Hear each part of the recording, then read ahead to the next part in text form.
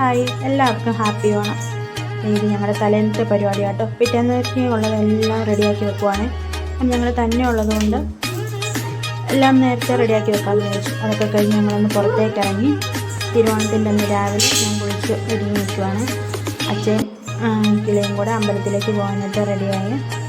ഇനി ഞാൻ പോകുന്നില്ല കേട്ടോ, ഇവർ രണ്ടുപേരും തന്നെയാണ് പോകുന്നത്. വെളിയിൽ ഇറങ്ങിയപ്പം ആശാൻ്റി ഉണ്ടായിരുന്നു. ആദ്യയോട് വിശ്വസൊക്കെ പറഞ്ഞ് രണ്ടുപേരും കൂടെ പോകും അമ്പലത്തിലേക്ക്. നമ്മുടെ തൊട്ടടുത്തുള്ള ദേവീക്ഷേത്രത്തിലേക്ക് കേട്ടോ രണ്ടുപേരും കൂടെ പോയി. കിളിയാണെങ്കിൽ അമ്മ വരുന്നില്ല എന്ന് കുറേ ചോദിച്ചു. അമ്മ വരുന്നില്ല, മോനച്ചയോടെ പോകാൻ പറഞ്ഞ് ഒരു തരത്തിൽ പറഞ്ഞു വിട്ടു. അമ്പലത്തിൽ ചെന്ന് എല്ലായിടവും തോന്നിയത് കിളിപ്പെണ്ണിന് മെയിനാട്ടോ. എല്ലായിടത്തും തോന്നിയത് നേർച്ചയിടുക എന്നുള്ളത്. നമ്മളോട് ചോദിച്ച് മേടിച്ചിടുവേ. ഇനി അവൾ പ്രാർത്ഥിക്കുന്നു. ഇനി അമ്പലമുറ്റത്തിറങ്ങി കുറച്ച് ഓടിക്കളിച്ചിട്ടൊക്കെ ആട്ടോ രണ്ടുപേരും കൂടെ തിരിച്ച് വീട്ടിലേക്ക് വന്നത്. അവിടെ അമ്പലത്തിൻ്റെ അവിടെ അത്തപ്പൂക്കളം ഉണ്ടായിരുന്നു. എല്ലാ ദിവസവും ഇട്ടിട്ടുണ്ടെങ്കിൽ നല്ല മനോഹരമായിട്ടുള്ള അത്തപ്പൂക്കളമായിരുന്നില്ല. ഇതായിരുന്നു തിരുവോണത്തിൻ്റെ അന്നത്തെ അത്തപ്പൂക്കളം. അവിടെ ഇട്ട് ഫോട്ടോയും വീഡിയോ ഒക്കെ എടുത്തിട്ട്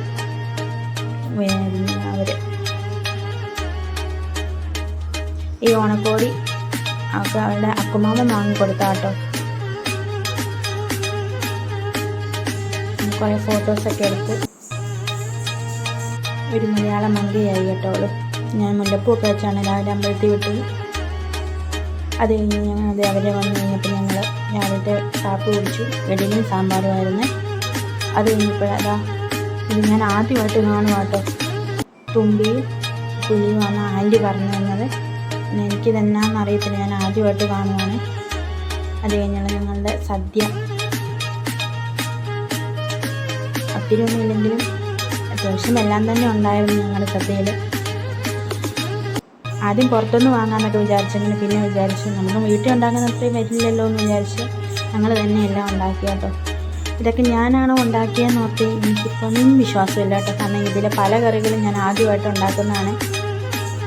പക്ഷെ നന്ദു കഴിച്ചിട്ട് പറഞ്ഞു, നീ കഴിച്ചു കഴിഞ്ഞ് ഇത് ആദ്യമായിട്ട് ഉണ്ടാക്കുന്നതെന്ന് പറയില്ല എന്ന്. അത് കേട്ടപ്പം ഭയങ്കര സന്തോഷമായി. പിന്നെ പായസം വെച്ച് തന്നത് ആൻറ്റി കേട്ടോ. കിളിപ്പെണ്ണിനെയും കിട്ടി.